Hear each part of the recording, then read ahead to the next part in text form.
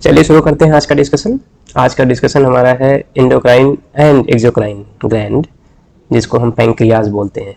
मैंने exocrine and endocrine दोनों इसलिए बोला क्योंकि ये दोनों फंक्शन परफॉर्म करती है पैंक्रियाज, ठीक है।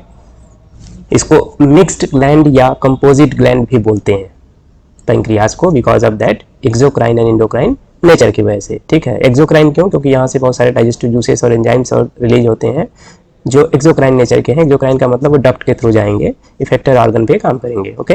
एंड एंडोक्राइन क्यों? क्योंकि एंडोक्राइन हमने बोला डक्टलेस ग्लैंड्स होती हैं और यहाँ से जो इनका सिक्रीशन होता है, जो केमिकल रिलीज होता है, वो डायरेक्टली ब्लड में रिलीज होता है और ब्लड के थ्रू पूरे सिस्टम में सर्कुलेट करेगा। जहाँ पे उसके रिसेप्टर्स प्रेजेंट होंगे वो रिसीव करेंगे और इन्फॉर्मेशन आगे पहुँचाने का काम करेंगे, ओके। सो एंडोक्राइन जो सिस्टम है पैंक्रियाज का, एंडोक्राइन वो कंसिस्ट होता है, उसको बोलते हैं islets of Langerhans, islets of Langerhans. और जो नॉर्मल पैंक्रियाज है, नॉर्मल पैंक्रियाटिक टिश्यू है, उसमें 1 से 2 मिलियन आइलेट्स ऑफ लैंगरहैंस होती हैं नॉर्मल पैंक्रियाज या नॉर्मल ह्यूमन पैंक्रियाज में। और 1 से 2 मिलियन रिप्रेजेंट कितने टिश्यूज के कितने पार्ट को करते हैं? Only 1 to 2%। जो पैंक्रियाटिक टिश्यू है उसके 1 से 2% को ही रिप्रेजेंट करता है 1 से 2 मिलियन आइलेट्स ऑफ लैंगरहैंस। मतलब उसका साइज आप समझ सकते हैं कितना छोटा है, ओके। और इन्हीं आइलेट्स ऑफ लैंगरहैंस में 2 टाइप की सेल्स पाई जाती हैं। एक सेल को हम बोलते हैं अल्फा सेल और दूसरी सेल को बोलते हैं बीटा सेल।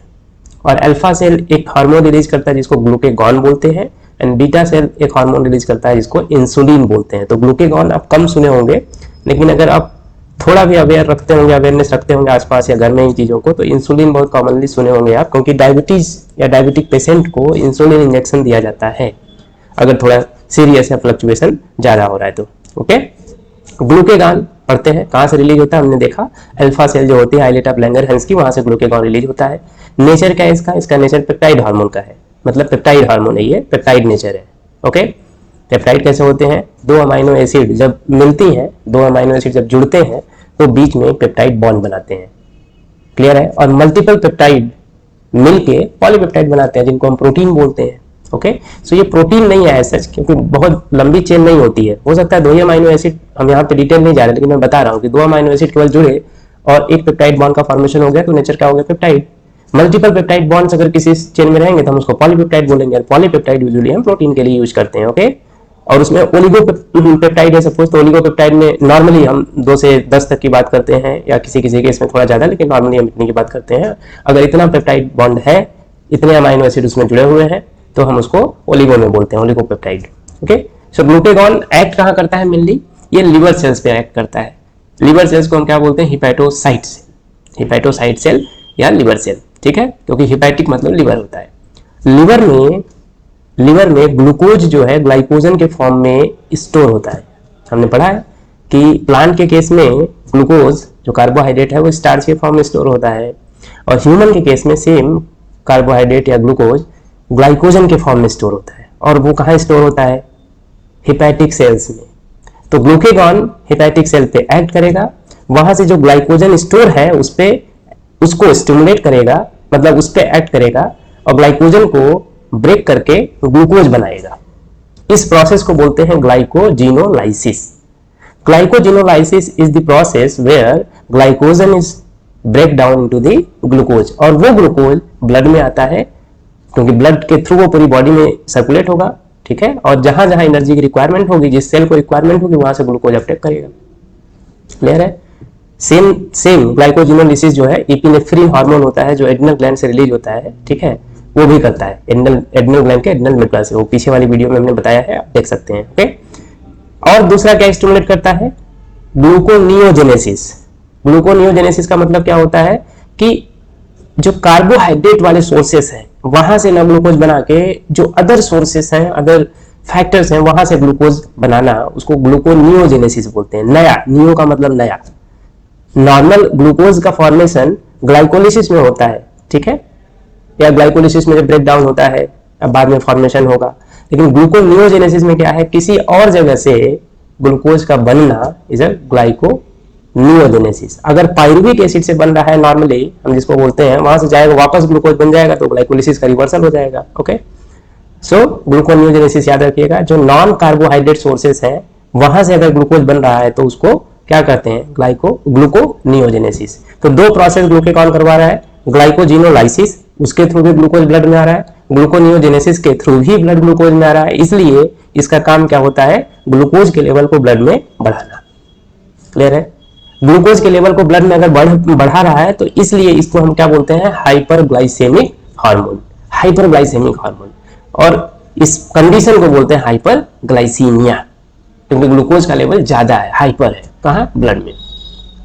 दो तरीका हो गया। तीसरा तरीका क्या होता है ग्लूकोज का लेवल बढ़ाने का ब्लड में, जो सेलुलर अपटेक है, सेलुलर अपटेक है, यूटिलाइजेशन है, क्योंकि ग्लूकोज अगर सेल अपटेक करेगी और यूटिलाइज करेगी तो ग्लूकोज का लेवल कम होगा, तो ये क्या करता है, उसको रिड्यूस कर देता है, रिड्यूस करता है। तो ये तीन तरीके से ग्लूकेगॉन ग्लूकोज का लेवल ब्लड में इंक्रीज करता है, बढ़ाता है। इसीलिए ग्लूकेगॉन को क्या बोलते हैं, हाइपरग्लाइसेमिक हार्मोन। रिमेंबर, याद रहेगा।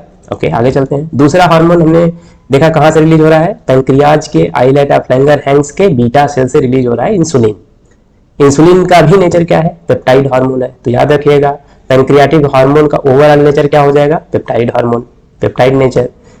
It is means insulin plays a major role in regulation of glucose homeostasis। Homeostasis का मतलब समझ में आ रहा है आपको। होम्योस्टेसिस का मतलब होता है किसी भी सिचुएशन को नॉर्मली जब बैलेंस कंडीशन में हम मेंटेन करते हैं, that is the homeostasis. Body के इंटरनल इन्वायरमेंट को मेंटेन करने के प्रोसेस को बोलते हैं internal homeostasis. To maintaining the body internal environment is the homeostasis. तो यहाँ पे ब्लड के ग्लूकोज लेवल को या बॉडी का जो ग्लूकोज लेवल है उसको अगर हम रेगुलेट करते हैं, बैलेंस करते हैं, वो क्या हो जाएगा, glucose homeostasis. Insulin plays a very important role in that. अभी हमने पढ़ा ग्लूकेगॉन भी रोल प्ले करता है ग्लूकोज के लेवल को बढ़ाने का। तो इंसुलिन क्या करेगा, अगर ये बैलेंस आउट कर रहा है उसको, तो ये क्या करता है, ग्लूकोज के लेवल को ब्लड से डाउन करता है। तो ग्लूकेगॉन का एंटागोनिस्ट हो जाता है क्या, इंसुलिन। और इसी तरीके से दोनों एक साथ मिलके ब्लड में ग्लूकोज के लेवल को बैलेंस करके चलते हैं। अब बैलेंस कर रहे हैं तो सोचिए अगर किसी को भी दिक्कत हो जाएगी, चाहे ग्लूकेगॉन कम प्रोड्यूस हो चाहे इंसुलिन कम प्रोड्यूस हो, तो प्रॉब्लम हो जाएगी। Insulin acts mainly on the hepatocyte. ये कहां करता है, हिपैटोसाइटिक सेल पे और एडिपोसाइट। एडिपोसाइट सेल जो जहां पे एडिपोस टिश्यूज होते हैं, ठीक है। वो क्या कर रहा था, ग्लूकेगॉन हिपैटोसाइट सेल पे काम कर रहा था, वर्क कर रहा था, एक्ट कर रहा था। यहाँ पे एडिपोसाइट सेल पे और हिपैटोसाइट सेल दोनों पे एक्ट करता है। और ये क्या करता है, ये सेलुलर अपटेक जो होता है इन पे एक्ट करता है। तो यहाँ पे ग्लूकोज के अपटेक और यूटिलाइजेशन को क्या करता है, बढ़ा देता है। ग्लूकेगॉन क्या कर रहा था, डाउन कर रहा था, ये बढ़ा रहा है। तो बढ़ा रहा है तो ब्लड से जो ग्लूकोज है ना, वो कहां जा रहा है, सेल में जाएगा, टिश्यू में जा रहा है। Okay, because of this there is a rapid movement from the of glucose from the blood to hepatocytes and adipocytes. Clear है, resulting in decreased blood glucose level. और इस कंडीशन को क्या बोलते हैं, हाइपोग्लाइसीमिया। और इस कंडीशन को हाइपोग्लाइसीमिया बोलेंगे तो इस हार्मोन को क्या बोल देंगे, हाइपोग्लाइसेमिक हार्मोन। क्लियर है। Conversion of glucose to glycogen क्या हो जाएगा, ग्लाइकोजेनेसिस। ये करेगा ना, तो इंसुलिन क्या करता है, ग्लाइकोजेनेसिस करवाता है, और ग्लूकेगॉन क्या करता है, ग्लाइकोजिनोलाइसिस। वो ब्रेक करता है ग्लाइकोजन को और ये ग्लाइकोजन बनाता है ग्लूकोज से। क्लियर है। So insulin, the glucose homeostasis in blood is thus maintained jointly by the two insulin and glucagons. Both are antagonist to each other. एक दूसरे के अपोजिट में काम करते हैं, इसलिए मेंटेन करते हैं। अगर हाइपरग्लाइसीमिया की कंडीशन बहुत ज्यादा लंबे टाइम तक प्रिवेल कर गई ब्लड में, कहने का मतलब अगर इंसुलिन काम करना बंद कर दिया या इंसुलिन या इंसुलिन का प्रोडक्शन कम हो गया बॉडी में, तो ये ब्लड के ग्लूकोज लेवल को डाउन कर नहीं पाएगा। और ब्लड का ग्लूकोज लेवल अगर डाउन नहीं हुआ तो ग्लूकोज का लेवल अप तो रहेगा, क्योंकि जो ग्लूकेगॉन है वो काम कर रहा है ऑलरेडी। तो ये कंडीशन क्या हो जाएगा, हाइपरग्लाइसीमिया। और अगर ये बहुत लंबे टाइम तक ऐसे रहती है, इस कंडीशन को एक डिसऑर्डर बोलते हैं, प्रॉब्लम बोलते हैं, जो कि बहुत कॉमनली आप सुने होंगे, डायबिटीज मेलिटस या मेलाइटस। क्लियर है, मेलिटस का मतलब हनी होता है, ठीक है। सो डायबिटीज, कॉमनली जो डायबिटीज होता है जिसको हम सुनते हैं वो डायबिटीज मेलिटस होता है, जिसमें ब्लड में ग्लूकोज का लेवल ज्यादा रहता है और इतना ज्यादा होता है कि वो यूरिन के थ्रू भी ग्लूकोज बाहर आता है बॉडी से। उसको हम ग्लूकोसूरिया बोलते हैं या ग्लाइकोसूरिया। ओके, क्लियर है। इसका डिटेल और बहुत सारी चीजें हम बाद में पढ़ लेंगे, लेकिन अभी फिलहाल के लिए इतनी चीजें क्लियर है। Okay, it is associated with the loss of glucose through the urine, जिसको हम ग्लाइकोसूरिया बोलते हैं, बता दिया। And formation of harmful compounds known as ketone bodies. तो ये दोनों चीजें होती हैं डायबिटीज मेलिटस में। और आपको पता होना चाहिए डायबिटीज इस समय अगर देखेंगे तो इंडिया डायबिटिक कैपिटल के नाम से जाना जाता है। इंडिया। डायबिटीज कैपिटल का मतलब सबसे ज्यादा डायबिटिक पेशेंट इंडिया में। और देखिए हर दूसरा आदमी घर में हो या देखिए आसपास बहुत लोगों को डायबिटीज है।